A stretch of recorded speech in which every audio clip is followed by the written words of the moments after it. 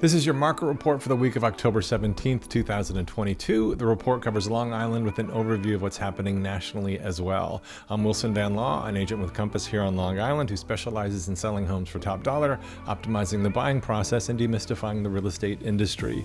As I mentioned last week, the data is in and it shows home prices have started to go down nationally month over month. But there are a couple of important things to keep in mind. One, although home prices fell about 1% overall, in most markets, prices actually went up.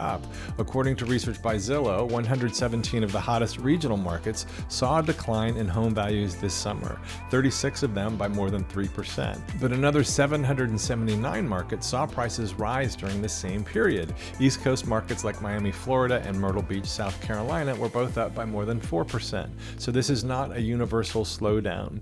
It's important to understand that every market around the country is unique, and it's the higher end of these markets that are seeing the biggest declines. And keep in mind, just because prices are going down a bit nationally, it doesn't mean they're not still up year after year. They're up by double digits. As far as where we're headed in the next year or so, nationally, Zillow and a few others are still thinking prices will go up. As of today, Zillow is saying by about 2%. Many others like Goldman Sachs, Morgan Stanley, TD Bank, Wells Fargo, and many others think they'll go down. But the general consensus is not by much. There are two reasons why prices aren't expected to go down in a big way like they did in 2008. First, not many people have to sell. Most homeowners locked in rates in the 3s and even the 2s, and they don't want to give those up. And second, there's still a huge pent-up demand for housing. We do not have enough homes in the US to satisfy demand. So what's all that mean for Long Island? As we know, Long Island is never moving further away from the city, and we're never going to be able to add buildable land. So demand here is constant and likely to stay that way.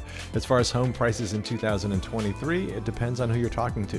Zillow, for one, thinks prices will stay about the same. We did see a slight decrease in last month's numbers, about 1% in Nassau and about 3.5% in Suffolk, but both of those were following end of summer spikes and don't yet indicate a trend. While the real estate market has changed radically the last few months, what we're seeing now is in fact a normal market. It doesn't seem that way because we're coming off what was in fact a very abnormal market.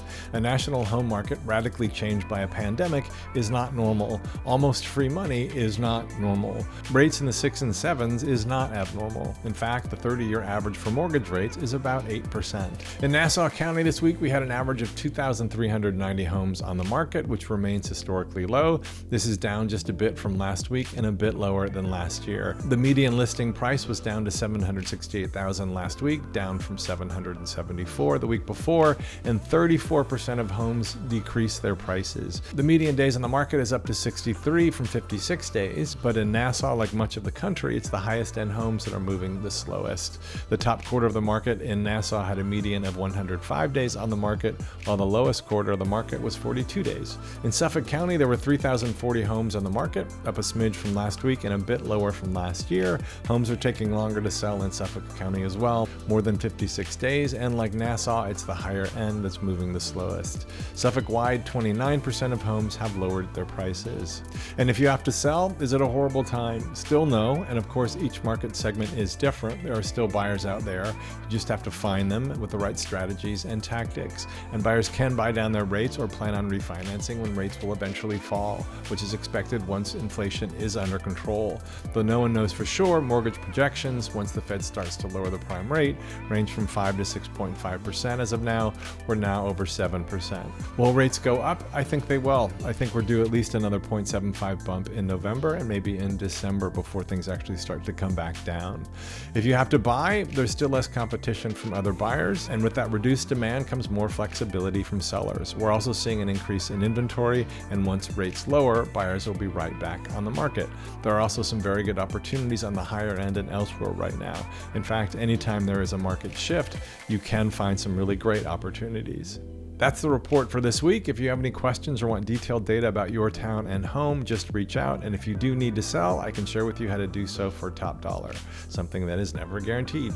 See you next week.